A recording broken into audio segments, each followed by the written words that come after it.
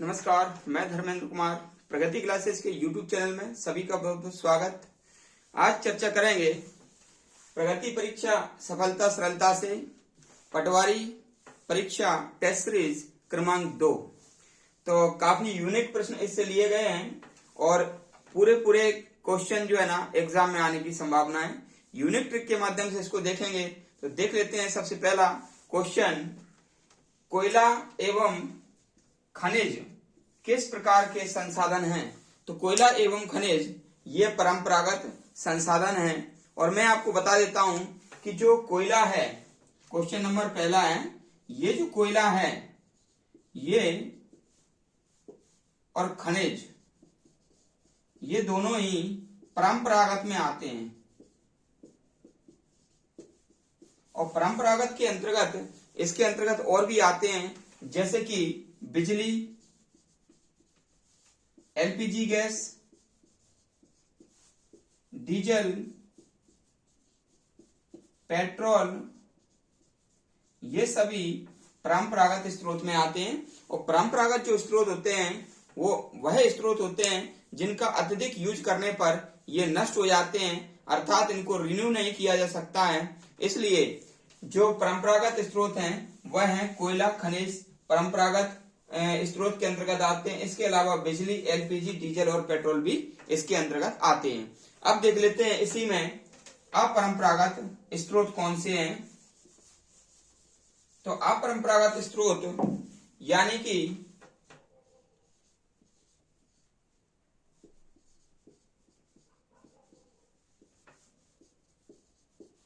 ऐसे स्रोत जिन्हें रिन्यू किया जा सकता है, जो कि मान लीजिए खत्म नहीं होते हैं, जैसे कि सौर ऊर्जा, पवन ऊर्जा, भूतापीय ऊर्जा,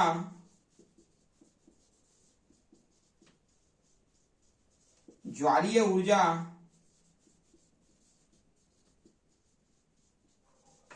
महासागरीय ऊर्जा,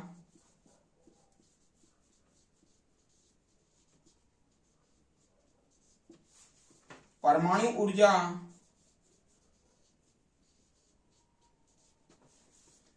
बायोगैस ऊर्जा।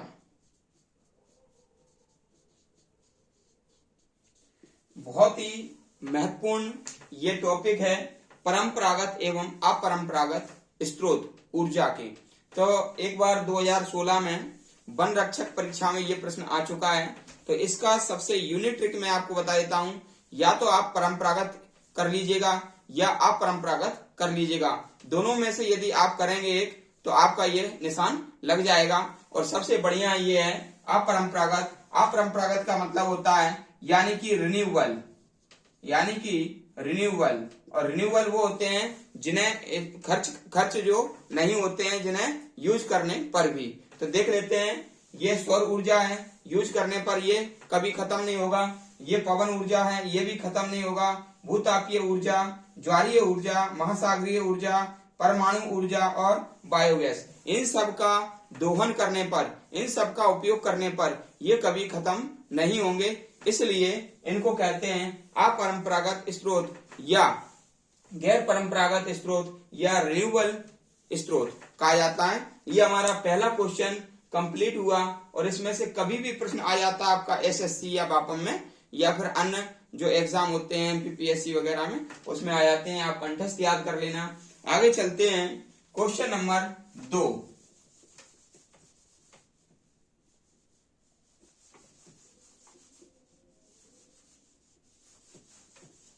तो क्वेश्चन नंबर 2 हमारा है मॉन्ट्रियल प्रोटोकॉल किससे संबंधित है। तो सबसे पहले तो हम जानेंगे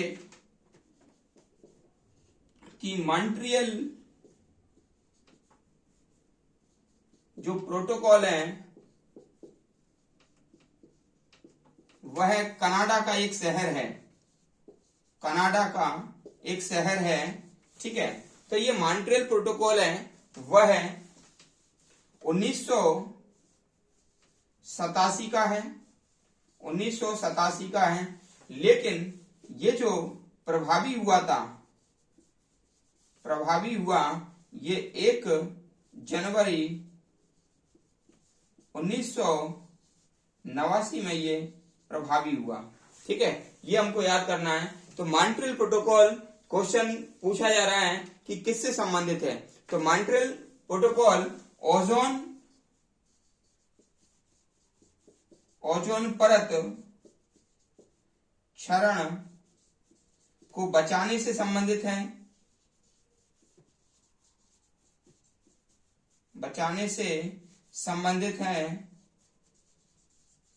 ठीक है, ये आपको याद रखना है कि मॉन्ट्रियल प्रोटोकॉल है, मॉन्ट्रियल कनाडा का एक शहर है और ये ओजोन परत क्षरण को बचाने से संबंधित है। और मैं आपको बता देता हूं, ये जो है ना वियना सम्मेलन हुआ था, तो वियना सम्मेलन पर आधारित है ये। तो मैं आपको और आगे बता देता हूं। सबसे पहले आप याद रखना वियना सम्मेलन। तो मॉन्ट्रियल जो प्रोटोकॉल है ये वियना सम्मेलन पर आधारित है, वियना सम्मेलन पर आधारित है। और वियना सम्मेलन पर जितने भी राष्ट्र अध्यक्षों ने भाग लिया था और उनके जो हस्ताक्षर हुए थे वह हुए थे वियना सम्मेलन पर 16 सितंबर 1987 में हस्ताक्षर हुए। ठीक है, तो 16 सितंबर 1987 में हस्ताक्षर हुए, वियना सम्मेलन में एकत्रित हुए मान लीजिए राष्ट्र अध्यक्षों के। और वियना सम्मेलन जो है ना प्रभावी हुआ था 1 जनवरी 1989 में, 1 जनवरी 1989 में। और वियना सम्मेलन जो उद्देश्य था उसका वह था मानव स्वास्थ्य व पर्यावरण समस्या पर ये आधारित था। ठीक है, तो मैं आपको यहाँ बताना चाह रहा हूं कि जो मॉन्ट्रियल प्रोटोकॉल है वह ओजोन क्षय को रोकने से संबंधित है। किससे? जो O3 है, O3 के क्षय को रोकने से संबंधित है। और इसके तहत वियना सम्मेलन हुआ था 16 सितंबर 1987 में और सभी राष्ट्र अध्यक्ष का क्या हुआ? हस्ताक्षर हुआ। इसलिए 16 सितंबर को, प्रत्येक 16 सितंबर को ओजोन परत संरक्षण दिवस मनाते हैं, क्योंकि 16 सितंबर 1987 में हस्ताक्षर हुए थे। और 1 जनवरी 1989 में ये जो है ना प्रभावी हुआ था। मैंने आपको बताया कि ये जो प्रभावी हुआ था, वियना सम्मेलन जो प्रभावी हुआ था वह 1 जनवरी 1989 में हुआ था। ठीक है, तो ये आप याद रख लेना, पर्यावरण का अति महत्वपूर्ण ये प्रश्न है। लेकिन इसी से संबंधित मैं आपको एक डेट और याद कराना चाहता हूं, और वो डेट है कि जो अमेरिका का जो संविधान बना था, वह बना था अमेरिका संविधान, वह बना था 1987 में। 1787 में। कब बना था? 1787 में वह बना था फिलाडेल्फिया सम्मेलन के तहत। और ये जो लागू हुआ था 1789 में। तो हमेशा ध्यान रखना, यहाँ पर 1987 है वियना सम्मेलन पर हस्ताक्षर, और यहाँ पर 1787 है। यानी कि जो 1987 में वियना सम्मेलन और 1787 में अमेरिका संविधान का निर्माण, यानी कि फिलाडेल्फिया सम्मेलन ने अमेरिकी संविधान का मूल ढांचा बनाया था। ठीक है, और ये जो अमेरिका संविधान लागू हुआ था वो 1789 में हुआ था, और ये यहाँ पर जो प्रभावी हुआ वह हुआ 1989 में। ठीक है, तो ये चीज आप याद रख लेना। और इसका जो डेट है, ठीक है, इसका डेट है फिलाडेल्फिया सम्मेलन का 17 सितंबर। इसका डेट कौन सा है? 17 सितंबर। और जो लागू हुआ था अमेरिका का संविधान, इसका डेट है 4 मार्च। ये दोनों ही याद रख लेना। ठीक है, ये हमारा दूसरा प्रश्न ये कंप्लीट हुआ।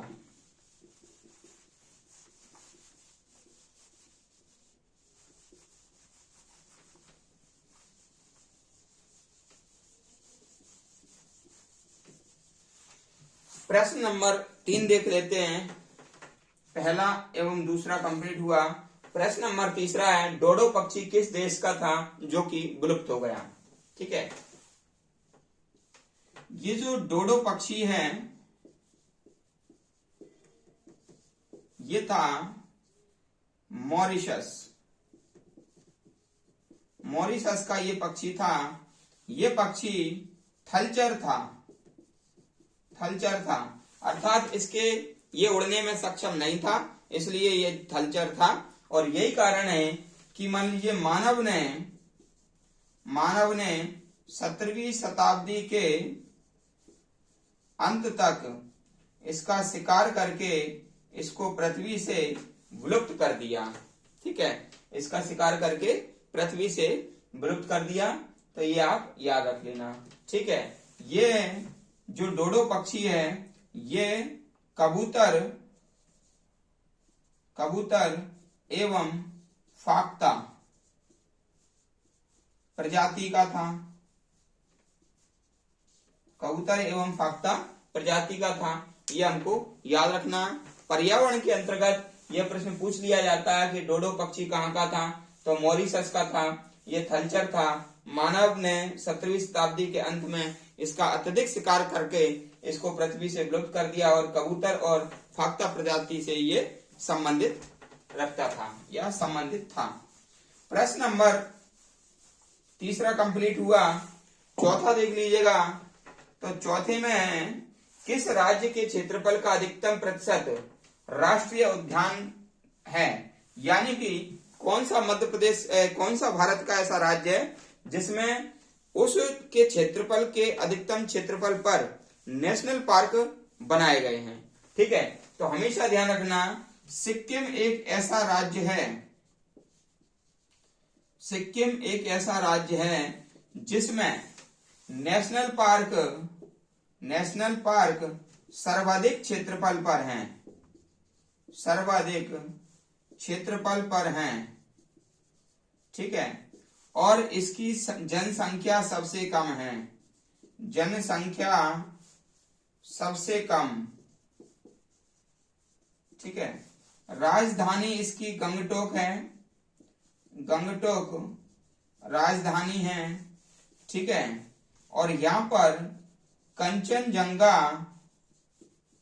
कंचनजंगा आपका सर्वोच्च चोटी है।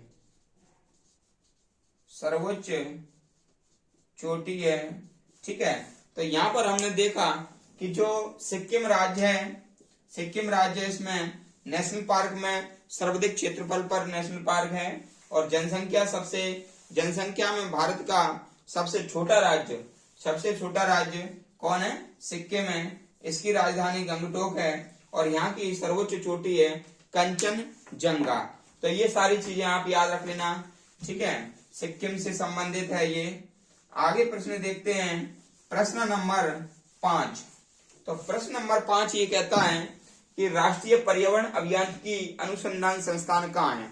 ठीक है, हर एक एग्जाम में लगभग ये प्रश्न पूछ लिया जाता है। तो ये हम देखेंगे। इसको कहते हैं नीरी।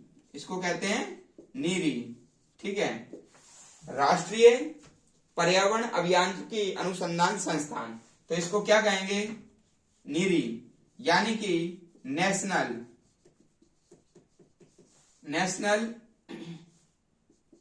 एनवायरमेंट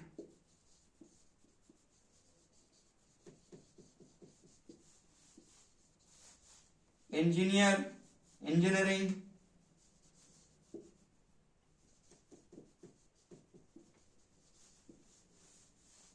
रिसर्च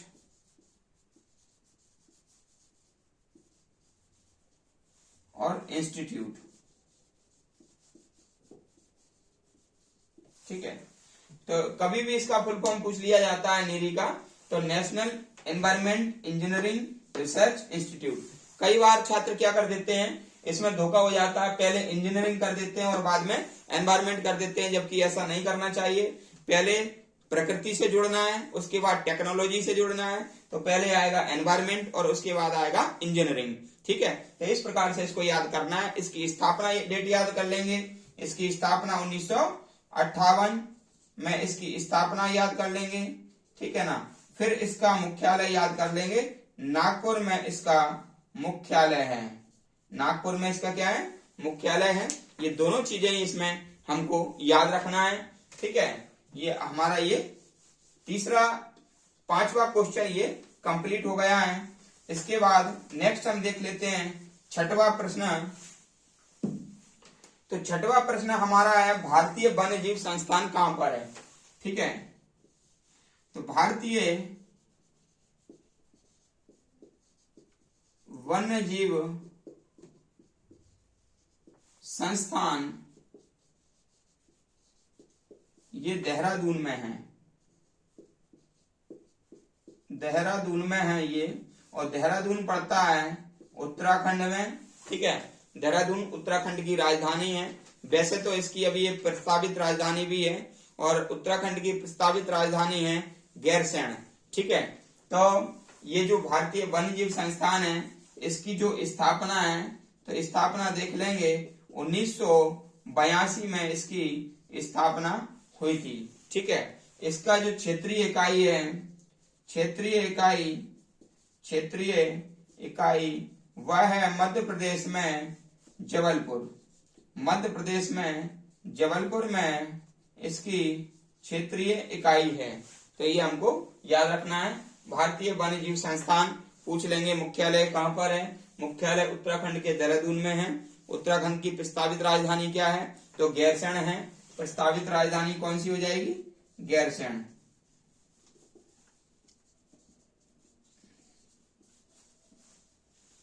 स्थापना 1982, क्षेत्रीय इकाई मध्य प्रदेश में जबलपुर में, और ये प्रस्तावित राजधानी गैरसैंण में है। ये हमारा प्रश्न नंबर 6वां कंप्लीट हुआ।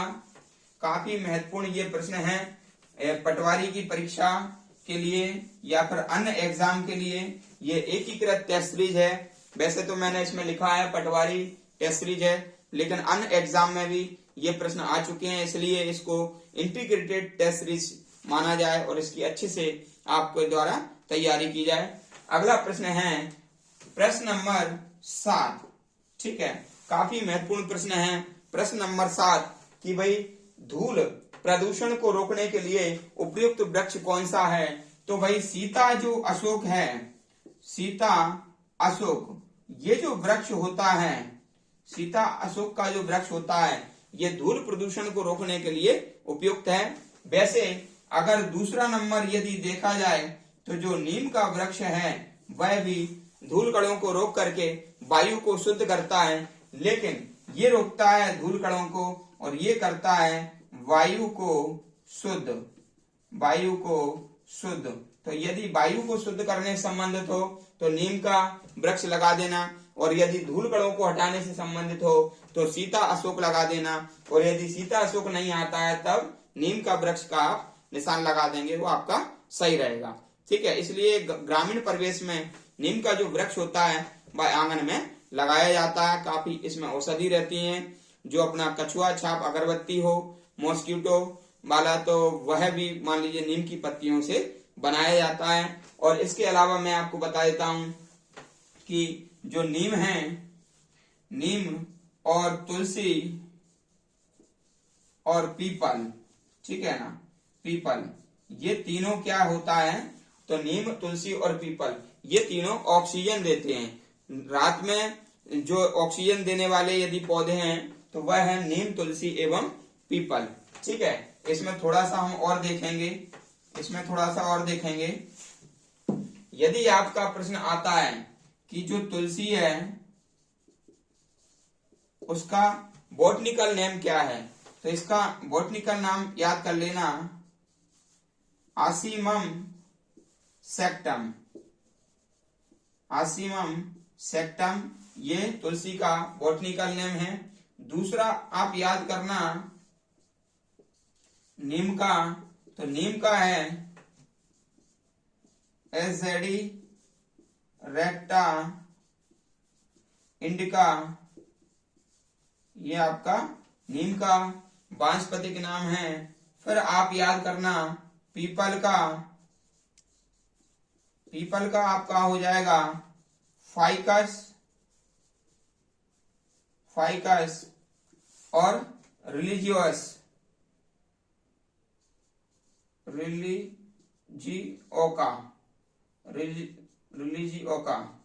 ठीक है ना, यानी कि रिलीजन से संबंधित है ये रिलीजियोका।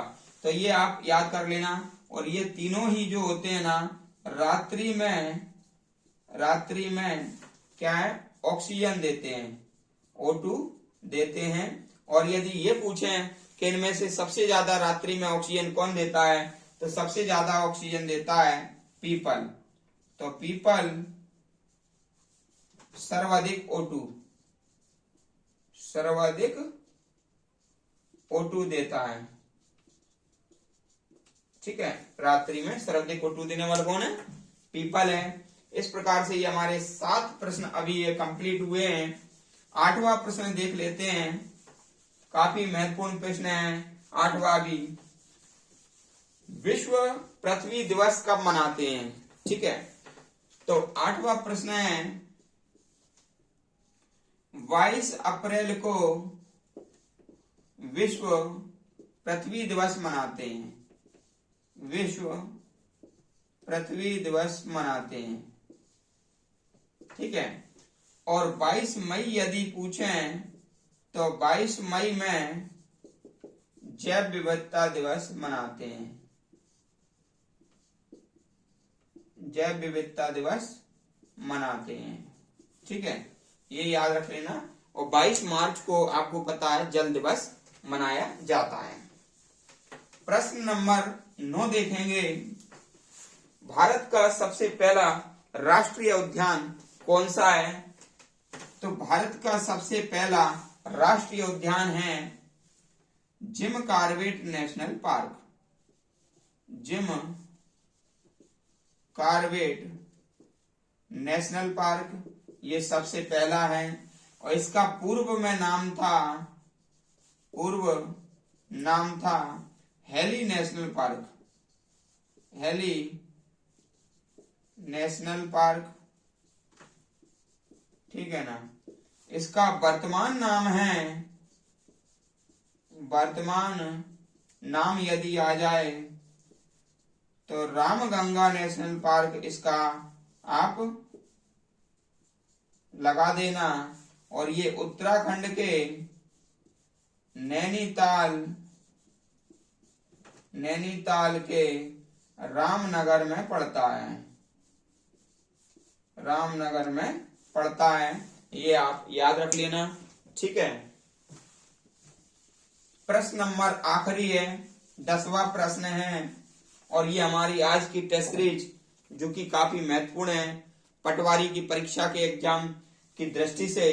तो देख लेते हैं, देश का पहला बायोडीजल संयंत्र कहाँ लगाया गया। तो पहला बायोडीजल संयंत्र तमिलनाडु में लगाया गया, तमिलनाडु में लगाया गया पहला बायोडीजल संयंत्र। बायोडीजल क्या होता है, जो रतन जोत होता है, तो रतन जोत को जेट्रोफा भी बोलते हैं, जेट्रोफा भी कहा जाता है।